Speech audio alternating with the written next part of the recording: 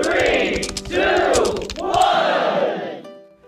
Salut tout le monde, merci de suivre cette courte vidéo que je fais pour marquer la sortie de mon troisième livre intitulé « L'art de conjuguer à l'inclusif parfait pour un vocabulaire adéquat de l'intégration et de l'inclusion ».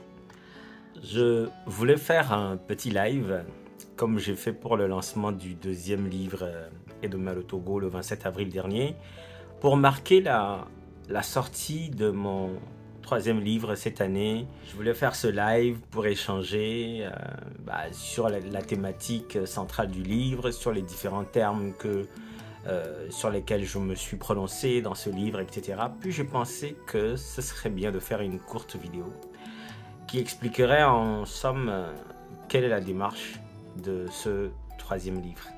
Donc nous y voilà. Pour cette petite vidéo, je vous remercie d'écouter déjà et puis de partager cette vidéo pour essayer d'aider à diffuser le message que je veux vous transmettre.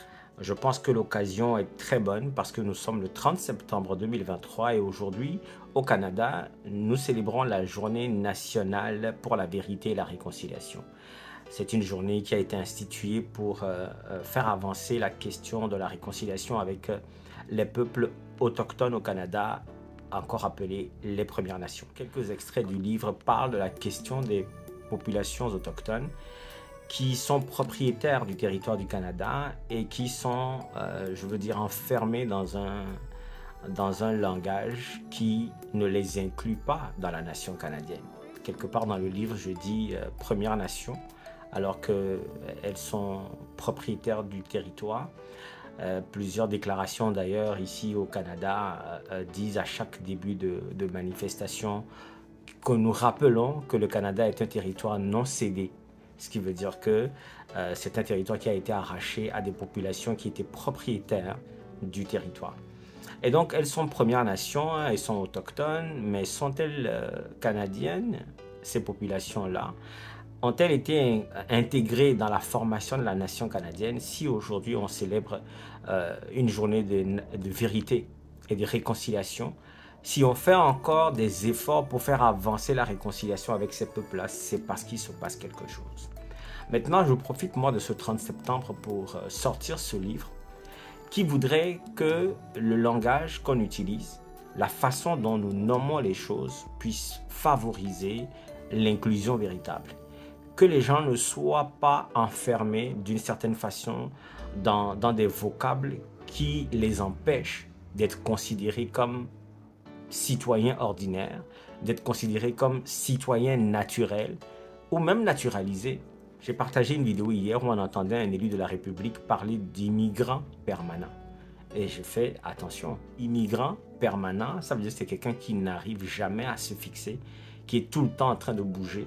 Il y a des résidents permanents, ça veut dire qu'ils sont résidents permanents au Canada, ils payent leurs impôts au Canada, ils logent, ils vivent au Canada, ils travaillent au Canada. Et ces gens-là vont aller à l'étape suivante, c'est la naturalisation, c'est la citoyenneté, et ils deviennent citoyens. Mais dans le terme immigrant permanent, on renferme tous ceux qui viennent d'arriver. Et même quand ils viennent d'arriver, ils ne sont plus des immigrants.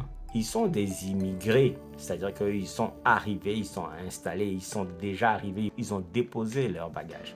Mais on enferme ces gens, on enferme ceux qui sont là, qui sont résidents permanents, ceux qui sont en attente de statut, ceux qui même sont devenus citoyens, mais qu'une certaine identité physique et culturelle empêche d'être considérés comme des Canadiens tout simplement. Alors la démarche de ce livre, de cet art de conjuguer à l'inclusif parfait, pour un vocabulaire adéquat de l'intégration et de l'inclusion, la démarche de ce petit livret, c'est de revenir sur l'utilisation de certains mots, de certaines expressions, qui, sans faire exprès ou pas, empêchent que des citoyens qui arrivent et s'impliquent comme tout le monde, travaillent, paient des impôts comme tout le monde, vivent ici, se sentent rattachés à ce territoire qui les a accueillis d'une manière ou d'une autre. Cela empêche que ces gens soient considérés comme des citoyens ordinaires. Mais la réflexion ouvre un spectre plus grand. On va par exemple pendant ce livret aux États-Unis pour remarquer l'incongruité de l'expression noir américain. à laquelle ne s'oppose pas l'expression blanc américain.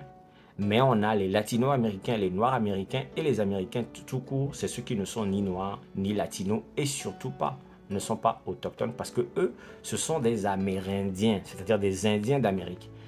Ils arrivent sur un territoire, ils rencontrent des gens, ils se trompent parce que Christophe Colomb s'était trompé, il pensait qu'il allait dans les Indes et il est arrivé sur les côtes américaines. Et là, il décide que ceux qu'il a vus sur le territoire, ben, ce sont des Indiens. Il les sort de leur territoire et les rattache à un territoire qui est plus loin, qui est totalement à l'opposé parce que lui, il s'est trompé. Donc, ces Amérindiens ne sont pas des Américains. Les Noirs américains qui ont bâti les États-Unis d'Amérique ne sont pas américains. Les Latinos qui sont venus ensuite par le même procédé, c'est-à-dire un procédé d'immigration, et quittent leur territoire pour aller trouver du travail, trouver un territoire plus propice pour vivre, ne sont pas américains, ils sont latino-américains. J'envoie aussi la réflexion vers la France et l'Europe en général, où à chaque fois on va rappeler que telle personne est issue de l'immigration. Un Français d'origine sénégalaise, d'origine camerounaise, d'origine ivoirienne, etc. On en a à chaque fois. Et c'est comme ça qu'on indique les artistes, on indique les sportifs, etc. Surtout quand ils perdent. Pourtant, le Premier ministre Manuel Valls, qui a été naturalisé français à 20 ans, il a la possibilité, lui, d'être Premier ministre en France. Ensuite, d'aller briguer la municipalité de Barcelone en Espagne et de revenir ensuite encore participer aux élections législatives en France en 2022. Mais jamais on ne dira de lui qu'il est un Français d'origine espagnole ou qu'encore qu'il est un Français immigré.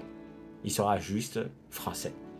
Donc, dans le livre, ce que je fais, c'est me poser la question de pourquoi est-ce que ces termes-là sont utilisés de la sorte. Et pourquoi est-ce que ces termes, surtout, ne contribuent pas à l'inclusion véritable? Donc, je parle de plusieurs mots, 7 au total. L'immigration, immigrants, immigrés, les différentes différences entre la façon de nommer ces gens-là, et la structure même de l'administration publique qui empêche ces gens d'être intégrés comme il faut. Je parle de ce qu'on appelle la minorité visible et je parle de l'inclusion, de ce que ça prend pour que nous soyons tous inclus dans les sociétés nord-américaines ou occidentales en général. Je parle des défis de l'immigration qui font que de plus en plus de gens vont venir d'ailleurs et donc il faudra trouver la façon d'intégrer les gens, de les inclure dans la démarche de société que nous sommes en train de former pour les générations à venir. Je parle aussi du racisme systémique, je parle de la diversité, je parle de l'interculturalisme.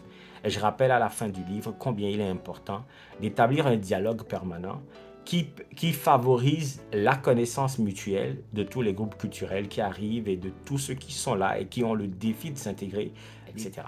Je vous invite donc à vous procurer ce bouquin. Il est disponible sur Bouquinbec et sur Amazon. Les liens seront dans le texte de publication ou dans les commentaires pour vous aider à vous le procurer. Les questions sont ouvertes sur cette page. Vous pouvez me poser des questions et puis je suis ouvert à en dire davantage. C'est une contribution, c'est le premier mot d'ailleurs que je décris dans le livre.